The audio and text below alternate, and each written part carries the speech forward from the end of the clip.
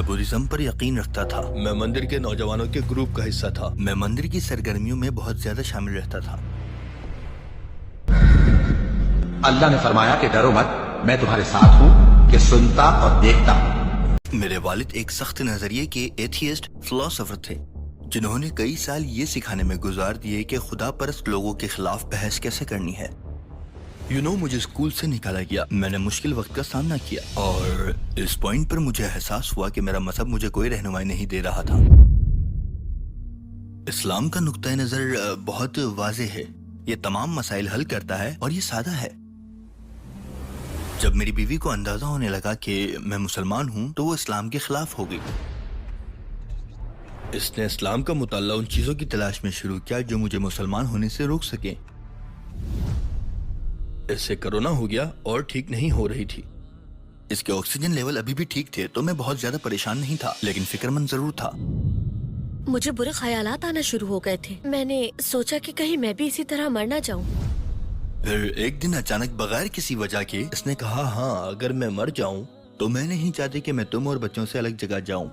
السلام علیکم بھائی شیگی اور بہن لیزا. ہمارے انٹرویو میں آنے کے لیے ٹورڈز ایٹرنیٹی کی طرف سے بہت شکریہ. ہمیں بہت خوشی ہوئی. وعلیکم السلام ورحمۃ اللہ وبرکاتہ. شکریہ. تو کیا آپ اپنی زندگی کے بارے میں کچھ مختصر سا بتا سکتے ہیں؟ میں چوتھی نسل کا جاپانی نژاد امریکی ہوں. میرے والد ایک سخت نظریے کے ایتھیسٹ فلاسفر تھے جنہوں نے بعد میں بدھزم اختیار کیا. میری والدہ پیدائشی بدھزم کی پیروکار تھیں جن کا خاندان امریکہ میں جاپانی بدھزم مشن کا حصہ 4 نسلوں سے رہا ہے. میں نے اپنی زندگی بدھزم سے شروع کی اور جاپان میں ایک روایتی جاپانی فن میں مہارت حاصل کی تاکہ اپنی جڑوں سے دوبارہ جڑ سکوں. لیکن اس کے بجائے میرا تعلق اسلام سے جڑ گیا. میری پیدائش جاپان میں ہوئی. میرے والدین ظاہر ہے جاپانی ہی تھے اور میرا یقین تھا جیزس پر تو میں کہتی تھی آمین. شاید میں حضرت عیسیٰ سے باتیں کرتی تھی لیکن مجھے اسلام کے بارے میں کچھ بھی معلوم نہیں تھا. تو ایمان کے لحاظ سے آپ کی زندگی کیسی تھی؟ شاید بدھزم ہماری فیملی میں مرکزی حیثیت رکھتا تھا. مجھے معلوم تھا کہ میرے دادا کو برادری میں بہت زیادہ عزت دی جاتی تھی. ظاہر ہے کہ میری ماں مندر میں خدمتگار تھی تو میں زیادہ تر وہیں ہوتا تھا. ہم ہر ہفتے کے آخر میں وہاں ہوتے تھے. میں مندر کے نوجوانوں کے گروپ کا حصہ تھا. میں مندر کی سرگرمیوں میں بہت سرگرم تھا. تو مجھے حیرت ہوئی کیونکہ وہاں اتوار کو عبادت ہوتی تھی جیسے عیسائی چرچ میں ہوتی ہے لیکن جاپان میں ایسی کوئی چیز نہیں ہوتی. تو میں حیران تھی کہ وہاں بدھا کے بارے میں گانے اور نغمے گائے جاتے تھے. میں وہاں ہر اتوار نہیں جایا کرتی تھی. میں صرف چند مہینوں تک گئی، وہ بھی شاید اس لیے کہ میرے والد ہمیں عیسائی چرچ لے جانا چاہتے تھے. وہ کیا وجہ تھی جس نے آپ کو اپنے عقائد پر شک کرنے پر مجبور کیا؟ میں ہمیشہ اپنے عقائد پر سوال اٹھاتا رہا ہوں. یہ ایسا نہیں، میں بدھزم پہ یقین رکھتا تھا لیکن جودو شنشو پہ بالکل نہیں. یہ جاپانی بدھزم کی ایک قسم ہے. دراصل شاید یہ اہم جاپانی بدھزم ہے. جاپان میں ایک وقت میں بدھزم ایک بہت سیاسی مذہب بن چکا تھا، مطلب انتہائی سیاسی. اور حقیقت میں جاپان میں ایک قانون بھی پاس ہوا تھا جس میں کہا گیا کہ ہر جاپانی خاندان کو اپنا نام رجسٹر کروانا ہوگا کسی ایک بدھ مندر کے ساتھ. جب آپ تاریخ کا مطالعہ شروع کرتے ہیں تو یہ سوچنا مشکل ہو جاتا ہے کہ ایک سچا مذہب اپنے مذہبی فیصلے جو تاریخی سیاست پر مبنی کرے جبکہ مذہب سیاست سے پہلے آیا تھا. اس کے علاوہ بھی کافی چیزیں تھیں جو مجھے سمجھ نہیں آتی تھی. اور آپ کا سفر اسلام کی طرف کیسے شروع ہوا؟ ہائی اسکول میں مشکل وقت گزرا اور میں مشکلات میں اس لیے آیا کیونکہ میں خود کو منوانے کی دھن میں لگ گیا تھا، شاید حد سے بہت زیادہ. پھر مجھے اسکول سے نکال دیا گیا. میں بہت مشکل وقت میں تھا اور اس پوائنٹ پر مجھے احساس ہوا کہ میرا مذہب مجھے کوئی رہنمائی نہیں دے رہا تھا. یہ زندگی کے صحیح فیصلے کرنے میں مدد نہیں کر رہا تھا. تب ہی میں نے فیصلہ کیا کہ میں جاپانی ثقافت سیکھنے پر پوری طرح توجہ دوں گا. میں نے سوچا ٹھیک ہے، کچھ وقت کے لیے مذہب کو سائٹ میں رکھ دیتا ہوں اور اپنی تمام توانائی کسی مثبت چیز پر لگا دیتا ہوں تو پھر میرے پاس غلط کاموں کے لیے توانائی نہیں بچے گی، یعنی وہ کام جو مجھے نہیں کرنے چاہیے. تو اس طرح سب کچھ شروع ہوا. میں 2006 میں جاپان آیا بطور غیر ملکی ایکسچینج اسٹوڈنٹ. تبھی میری ملاقات میری بیوی سے ہوئی. میرے خیال میں میرے لیے خود کو حقیقی محسوس کرنا بہت اہم تھا، اسی لیے اور شاید اسی لیے میں نے خود کو پوری طرح روایتی جاپانی ثقافت میں پوری طرح ڈبا دیا اور کچھ وقت کے لیے وہی میرا مذہب بن گیا. قصہ مختصر تو 2012 آ گیا اور اب وہ میرا بہت اچھا دوست ہے. ایک شامی شخص جو شام کے خانہ جنگی کے دوران جاپان آیا تھا. وہ سیاسی پناہ گزین کے طور پر آیا تھا اور ہم نے باتیں کرنا شروع کی. میں نے اس سے پوچھا کہ وہ خدا کا کیا تصور رکھتا ہے. جیسے خدا کیا ہے، خدا کیا کائنات ہے. کیا خدا بادلوں میں بیٹھا ایک داڑھی والا آدمی ہے؟ یعنی تمہارے نزدیک خدا کیا ہے؟ اور اس نے مجھے کچھ یوں جواب دیا کہ بلکہ اس نے مجھے کہا کہ آؤ میں تمہیں کچھ دکھاتا ہوں، اور اس نے مجھے اخلاص دکھائی۔ اس نے کہا یہ ہمارا عقیدہ ہے۔ میں نے کہا اچھا تو خدا کوئی شخص نہیں ہے؟ وہ ہنس کر بولا ظاہر ہے خدا کوئی آدمی نہیں ہے۔ کیا خدا کائنات ہے؟ نہیں، وہ ایسا ہے جس کا تم تصور بھی نہیں کر سکتے، نہ اس جیسا کوئی ہے نہ اس کے برابر کوئی ہے، اور اس کا عیسائی عقائد سے کوئی تعلق نہیں ہے۔ جیسے وہ نہیں تھا، نہ وہ پیدا کیا گیا، نہ اس نے کسی کو پیدا کیا۔ ایک بار پھر یہ بات واضح ہو گئی۔ میں نے کہا ٹھیک ہے، ہاں یہ تو سمجھ میں آتا ہے۔ ہاں ٹھیک ہے، میں اس بات سے متفق ہوں۔ جب میری ملاقات اس شامی آدمی سے ہوئی، یہ میری زندگی کے اس وقت کی بات ہے جب میں اپنے طرز زندگی پر دوبارہ غور کر رہا تھا، اور مجھے احساس ہوا کہ میں پہلے سے ہی خدا پر یقین رکھتا تھا، اور جب میں نے زندگی میں پیچھے مڑ کے دیکھا تو مجھے لگا کہ میں پوری زندگی سے ہی خدا پر ایمان رکھتا آیا ہوں، لیکن کسی نہ کسی وجہ سے میں ہمیشہ سے اس احساس کو دبانے کی کوشش کرتا تھا۔ شاید میں اس لیے دبا رہا تھا کیونکہ میرے والد ایک انتہائی سخت نظریات رکھنے والے ایتھیسٹ فلاسفر تھے، جو برسوں سے مجھے یہی سکھاتے رہے کہ میں کیسے مذہبی لوگوں سے مناظرے کروں اور ان کو کیسے جواب دوں، اور کس طرح ان کے خدا کے عقیدے کو کمتر دکھایا جائے، کیسے ان عیسائیوں کا مقابلہ کروں جو مجھے یسوع کا پیغام دینے کی کوشش کرتے ہیں۔ تو شاید بہت کم عمر سے، تقریباً 10 سال کی عمر سے ہی مجھے لگنے لگا کہ خدا پر ایمان رکھنا کوئی اچھی بات نہیں، تو مجھے یہ نہیں کرنا چاہیے۔ جیسے جیسے میں بڑا ہوتا گیا اور مندر کے ساتھ وابستہ ہوتا گیا، مجھے مزید لگنے لگا کہ میں خدا پر ایمان نہیں لا سکتا کیونکہ مجھے مندر سے وابستہ رہنا ہے، یا مجھے یہاں کی جاپانی کمیونٹی کے ساتھ جڑے رہنا ہے۔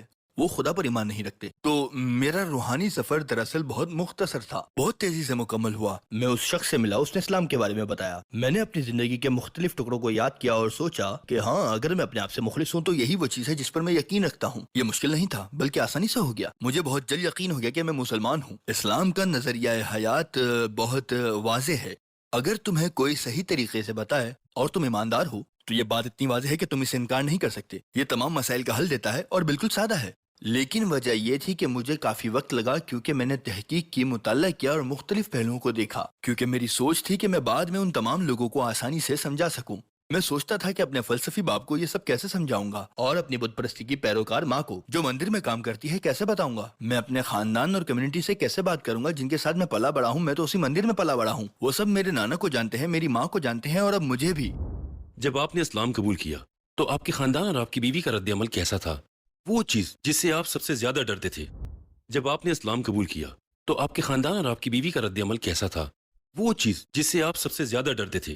اسی وجہ کے خاطر تو میں پڑھ رہا تھا، کیونکہ مجھے معلوم تھا میں کس صورتحال میں ہوں۔ مجھے پتا تھا سب سے پہلے میری بیوی اسے قبول نہیں کرے گی، اور اس کا خاندان بھی بالکل قبول نہیں کرے گا، میرا اپنا خاندان بھی قبول نہیں کرے گا، میرے والد میری والدہ سبھی اس بات کو قبول نہیں کریں گے۔ مجھے پہلے سے ہی معلوم تھا کہ کوئی خوش نہیں ہوگا، لہٰذا ایک طرح سے زندہ رہنے کی ترکیب کے طور پر میں اسے جتنا ممکن ہو چھپانے کی کوشش کرتا رہا۔ میں لوگوں کے سامنے نماز نہیں پڑھتا تھا، اگر روزہ رکھتا تھا تو کسی کو نہیں بتاتا تھا، میں بہانے بناتا تھا جیسے میری ڈاکٹر سے ملاقات ہے بعد میں، یا مجھے خالی پیٹ رہنا ہے۔ میں یوں ظاہر کرتا کہ میں کچھ پی رہا ہوں حالانکہ نہیں پیتا تھا۔ کافی عرصے تک میں نے سب کچھ چھپائے رکھا۔ میں نے سوچا کہ اپنی بیوی کے ساتھ میں آہستہ آہستہ تبدیلیاں لاؤں گا، اور اگر میں ایک بہتر انسان بن گیا، یا اگر وہ دیکھتی کہ ہمارا خاندانی نظام بہتر ہو رہا ہے، تو وہ شاید مجھ سے پوچھتی ارے اب تم اتنے اچھے شوہر کیسے بن گئے ہو؟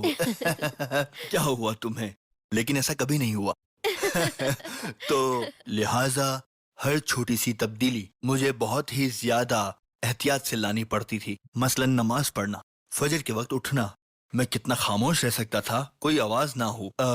اور اب بھی یہ کچھ مزاحیہ لگتا ہے، لوگ ہنستے ہیں جب میرا الارم بجتا ہے۔ میں ٹرینڈ ہوں، تو جیسے میں فوراً اٹھ کر پہلی بیپ ختم ہونے سے پہلے ہی الارم بند کر دیتا ہوں۔ تو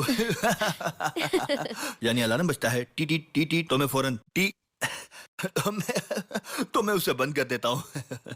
جب میری بیوی کو پتا چلنا شروع ہوا کہ میں مسلمان ہوں اور میں اسلام کی وجہ سے روزہ رکھتا ہوں اور شراب نہیں پیتا، اور میں نے اسے کہا کہ وہ سور کے گوشت سے پرہیز کرے، تو وہ اسلام کے خلاف ہو گئی۔ اس نے اسلام پڑھنا شروع کیا تاکہ وہ ایسی چیزیں تلاش کرے جن سے میں اسلام چھوڑ دوں، اور پھر شروع میں سب کچھ کسی حد تک ٹھیک چل رہا تھا، لیکن پھر میں نے داڑھی رکھنا شروع کر دی۔ ہاں بالکل۔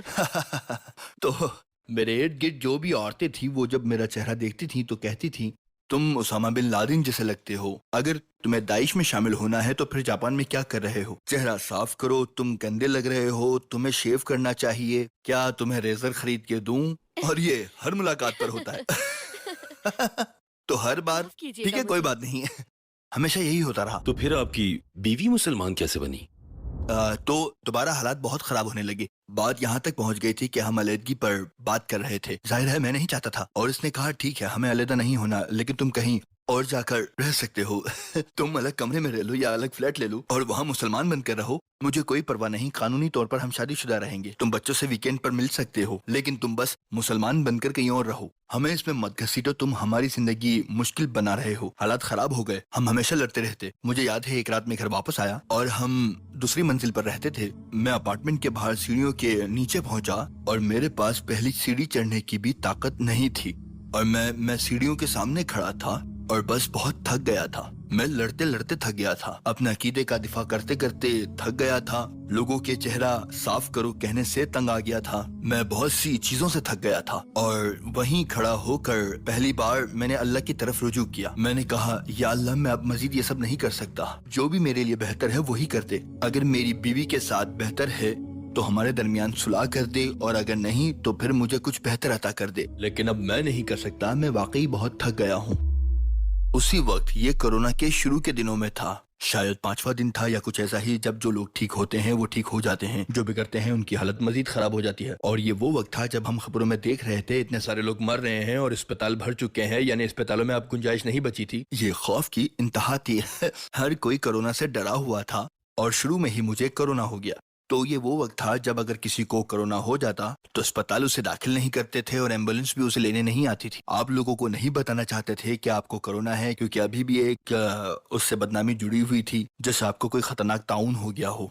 तो कुछ दिनों के लिए मैंने अपने आप को एक कमरे में बंद कर लिया था और नहीं जानते थे कि क्या होने वाला है, लेकिन मैं ठीक होने लगा। मगर जैसे मैं ठीक हो रहा था मेरी बीवी बीमार हो गई। मेरा बुखार बिल्कुल भी कम नहीं हो रहा था, मैं मुसलसल खांस रही थी, मुझे कोई टेस्ट या स्मेल महसूस नहीं हो रही थी। मेरे इर्द गिर्द के लोग डर गए थे, मुझे आइसोलेटेड रहना पड़ा। मुझे महसूस हुआ कि ये खांसी कुछ अजीब किस्म की है। मुझे अजीब ख्यालात आने लग गए थे कि अगर मेरी तबीयत ऐसी ही रही तो शायद मैं जल्द ही मर जाऊंगी। मुझे खौफ था कि मैं अपने शौहर और बच्चों को फिर दोबारा कभी नहीं देख पाऊंगी। और ये ठीक नहीं हो रही थी। अच्छा, तो अब 2 हफ्ते हो चुके हैं और इसकी तबीयत मजीद खराब हो रही है, इसकी खांसी बढ़ रही है। फिर 3 हफ्ते हो गए हैं और लग रहा था ठीक है कि ये कुछ अच्छा नहीं लग रहा। और फिर मेरी नजर से देखो तो मैं फिक्रमंद था, तो इसकी ऑक्सीजन लेवल अभी भी काबिल कबूल थी, तो मैं बहुत ज्यादा परेशान नहीं था मगर फिक्रमंद था। यहाँ तक कि मेरे हस्बैंड मुकम्मल तौर पर ठीक हो गए थे, लेकिन मुझ में बेहतरी नहीं आ रही थी, जो कि मुझे बहुत फिक्र में मुब्तला कर रही थी।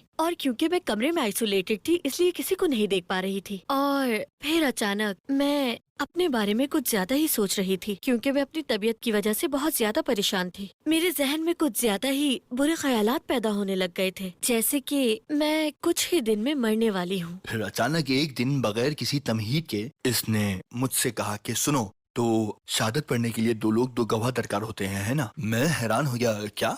मैंने कहा ये सवाल तुम किसी दोस्त के लिए पूछ रही हो? तो ये बोली नहीं, अपने लिए। मैंने कहा क्या? शहादत 2 गवाह? हाँ, क्या तुम मुसलमान होना चाहती हो? अगर मैं वाकई में मरने वाली थी, वैसे तो मैं कहती रहती थी कि मुझे मुसलमान नहीं होना, मैं शहादा लेना नहीं चाहती थी, लेकिन अब वक्त खेल या मजाक का बिल्कुल भी नहीं था, तो इसीलिए मैंने ईमान लाने का फैसला कर लिया। और ये मेरी तरफ देखकर बोली, हाँ अगर मैं मर जाऊं तो मैं तुम और बच्चों से अलग नहीं जाना चाहती।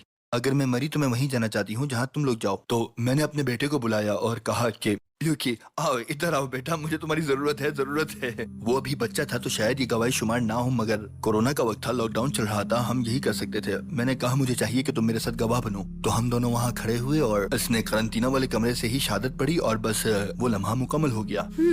मुझे ऐसा महसूस हो रहा था जैसे मेरे कंधों से कोई बोझ उतर गया हो, और ऐसा लग रहा था कि अब मर भी जाऊं तो भी ठीक है, लेकिन मैं मरी नहीं। और शायद मैं उस हद तक बीमार नहीं थी कि इससे मर जाऊं, लेकिन फिर भी मुझे अंदर ही अंदर ऐसा महसूस हो रहा था कि जैसे मेरे दिलो दिमाग से बोझ उतर गया हो। और मुझे याद है कि मैं उस वक्त बहुत खुश थी, क्योंकि मैं अल्लाह पर ईमान ले आई थी। कई हफ्तों बाद मुझे एहसास हुआ कि रुको जरा, मैंने तो हार मान ली थी और 2 हफ्तों में सब कुछ बदल गया। ऐसे तो मुझे 8 साल पहले ही हार मान लेनी चाहिए थी। मैं सोचने लगा इतने सालों से क्या कर रहा था। कितने घंटे जाया कर दिए मैंने। आप नेकियां जमा कर रहे थे। बहुत सी नेकियां। सारा वक्त, हाँ सारा वक्त। अगर अगर कोई सबक है जो कोई इससे सीख सकता है तो वो ये है कि जब लोग मुझसे इस्लाम कबूल करने की कहानी पूछते हैं, मैं कहता हूँ कि मेरी कहानी इतनी अहम नहीं है। सबसे अहम तब्दीली की कहानी मेरी बीवी की है, क्योंकि मैं 8 साल तक कुछ नहीं कर सका। मुझे कई मुश्किलात का सामना हुआ इस रिश्ते में, और मुझे सिर्फ ये करना था कि मैं हार मान लूं और कहूं, ए अल्लाह, या अल्लाह बराए करम ये मामला मेरे हाथों से निकाल ले, मैं नहीं कर सकता। और फिर 2 हफ्ते बाद मेरे लिए ये सब कुछ इतना अचानक था और मुझे काफी वक्त लगा ये समझने में कि वो मुसलमान हो चुकी है। और मैं जब फजर के वक्त उठता था और सोचता था क्या मैं इसे जगाऊं या नहीं, फिर सोचूं कि क्या क्या मैं इसे सोने दूं? अगर मैं इसे जगा दूं तो कहीं ये नाराज ना हो जाए, क्या ये मुसलमान हो गई है, ये सच है? लेकिन मैं आहिस्ता से झुकता हूँ और ये आंखें खोल कर कहती है, फजर? मैंने कहा हाँ। तो फिर हम नमाज पढ़ते।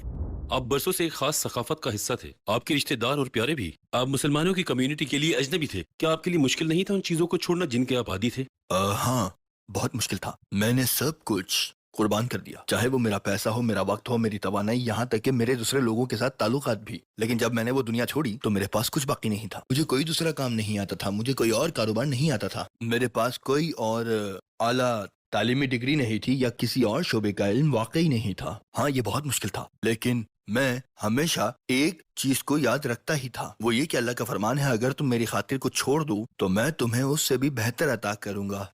तो मेरे दाएं हाथ में ईमान था और बाएं हाथ में मेरी दुनिया की सारी चीजें थी, और मुझे बस छोड़ देना था और यकीन रखना था कि अल्लाह रास्ता निकाल देगा। अल्हम्दुलिल्लाह, मैं वाकई ईमान से कहता हूँ कि अल्लाह ने मेरे दिल में ये यकीन, ये ईमान डाल दिया, और बस यही सब कुछ था। मुस्लिम होने के बाद मुझे लगता था मैं ज्यादा खुले दिल की मालिक हो गई हूँ। शायद खुद को आजाद भी महसूस करती थी, क्योंकि अब हम एक मुस्लिम फैमिली थे, तो ऐसा लगता था कि हमें कम्युनिटी का हिस्सा बनना चाहिए, दोस्तों से भी मिलना चाहिए, और ये सब हमें अपने बच्चों के लिए भी करना चाहिए। मुझे पता था कि मेरे अंदर अभी भी कुछ अपने ख्यालात मौजूद थे, और जापान में तो ऐसी सोच के साथ रहना बहुत मुश्किल है। इसीलिए मुझे लगा ये सब किसी न किसी तरह पार करना होगा मुझे। जब ये मुसलमान हुई तो इसने मेरे साथ पहला रमजान गुजारा। मेरा रमजान हमेशा बहुत तन्हा, मैं समझ सकती हूँ। बहुत तन्हा और खामोश होता था। ये बहुत बहुत ही मुश्किल और कठिन और तन्हाई भरा वक्त होता था। आप अकेले सहरी करते हैं, अफ्तार अकेले करते हैं, और ये किसी तरह का लुत्फ नहीं देता था। दूसरी तरफ ये इंस्टाग्राम पर थी और उसमें तस्वीरें देख रही थी जहां लोग बड़े खूबसूरत इफ्तार सजाए बैठे हैं, इफ्तार पार्टीज हो रही हैं, और लोग रमजान को एक त्योहार की तरह मना रहे हैं। और ये मुझसे नाराज हो गई और कहने लगी, नहीं, मैं ऐसा रमजान चाहती हूँ। कह रही थी कि ये रमजान तो बिल्कुल बुरा है। तो उस वक्त से लेकर अब तक ये जेडीसी के साथ काम कर रही है। हम उसमें शामिल हो गए और अब यही हैं, जापान मुस्लिम एसोसिएशन JMA में हम उसका हिस्सा हैं, और हम मदद करते हैं टोक्यो के इलाके में मुख्तलिफ तकरीबात में, यहाँ जेडीसी के साथ, और अपने मकामी मस्जिद योकोहामा में भी। आप दोनों एक दूसरे में सबसे ज्यादा किस चीज को पसंद करते हैं? मैं इसमें बहुत सारी चीजों को पसंद करता हूँ, और जब से हम मिले हैं बहुत सी ऐसी बातें हैं जो ये फितरती तौर पर करती थी, जो एक मुसलमान को करनी चाहिए। मैंने बताया था कि मैं एक इनकलाबी अमरीकी पस मंजर से आता हूँ, जहाँ अगर कोई मुझे कहे कि मैं क्या करूँ तो मेरा पहला रद्द अमल होता है, हाँ छोड़ो यार, तुम्हें क्या, हाँ यहाँ से निकल जाओ, चाहे वो मेरे वालिदैन ही क्यों ना हो, अस्तगफिरुल्लाह। लेकिन इसके साथ ये हमेशा ऐसी ही रही है। मुझे नहीं पता कि इसने कभी महसूस किया हो कि जन्नत माँ के कदमों तले है, लेकिन इसने हमेशा अच्छा रवैया रखा और मैं उस बात की बहुत इज्जत करता हूँ। ये हमेशा खानदान के गिर्द मरकूज रही, हमेशा हमारे बच्चों का ख्याल रखती है और उनकी जिंदगियों में बहुत शामिल रही। मैं इस बात की बहुत कदर करता हूँ। इनका मुझ पर लगातार मेहरबानी करना, जबकि मैं कभी कभी बहुत मुश्किल इंसान होती थी, फिर भी इन्होंने कभी भी मेरा साथ नहीं छोड़ा। मैं इसके लिए हमेशा शुक्रगुजार रही हूँ इनकी। मेरे मुस्लिम होने से पहले भी मुझे ऐसा लगता था कि जब ये मुस्लिम हुए तो मुझे और भी ज्यादा पसंद आने लगे थे। ऐसा लगा जैसे इनकी शख्सियत बदल गई हो। इन्होंने फैमिली की कदर और ज्यादा करनी शुरू कर दी और अपने वालिदैन को भी खुद कॉल करने लग गए थे बगैर मेरी याद दिलाए। ऐसी छोटी छोटी चीजें बहुत बेहतर हो गयी। जब मैं कहती थी मुझे अपने घर वालों से मिलना है तो बस ये मुख्तसरन कहते थे, तो चलो हम साथ मिलने चलते हैं। वाकई में ये बदलाव बहुत खूबसूरत था। इनका फैमिली को इतनी गहराई से समझना और अहमियत देना, सब कुछ ही बहुत बेहतर हो गया था। शायद मैं इस बात को ठीक तरह बयान नहीं कर पा रही, लेकिन ये दिल छू लेने वाली बात है। तो बुनियादी तौर पर सच कह कुछ रही खास हूँ मैं। नहीं। हाँ बिल्कुल सही कहा मैंने। ये कह रही है कि बहुत अच्छा आदमी है। हाँ ये भी सच है। क्या वाकई? बस यही कहा हाँ इन्होंने। बिल्कुल। जो भी कहा बिल्कुल सच है। आपको नबी पाक के बारे में सबसे ज्यादा क्या चीज मुतासिर करती है? जब वो फरमाते हैं कि उन्होंने अपनी दुआ कयामत के दिन हमारे लिए महफूज रखी है। जब हम अल्लाह के सामने खड़े होंगे उन्होंने अपनी दुआ बचा कर रखी है। वो एक दुआ जो जरूर कबूल की जाएगी, उन्होंने वो दुआ हमारे लिए महफूज रखी। अब जब मैं ऐसी बातें सुनता हूँ तो मुझे वाकई लगता है कि वो हमारे ही बारे में बात कर रहे थे। जब उन्होंने वक्त के पार देखा तो शायद उन्होंने मुझे देखा, शायद उन्होंने आपको देखा, उन्होंने इस नस्ल को देखा। तो मेरे लिए शायद यही है वक्त से आगे देखने की उनकी सलाहियत, जिनसे वो कभी नहीं मिले, उन लोगों के लिए शफकत। यही सबसे मुतासिर कुन बात है। भाई शैगी और बहन लीजा, आप दोनों का बहुत शुक्रिया कि आपने अपनी कहानी दयानतदारी से हमारे साथ शेयर की। अल्लाह आपको अजर दे और इंशाअल्लाह अल्लाह आपको इस रास्ते पर साबित कदम रखे, सीधे रास्ते पर और आखिरी सांस तक इंशाअल्लाह, और आखिरत में आप दोनों को जन्नत में दोबारा मिलाए इंशाअल्लाह। इंशाअल्लाह। जज़ाकुमुल्लाह खैरा। बहुत शुक्रिया। अल्लाह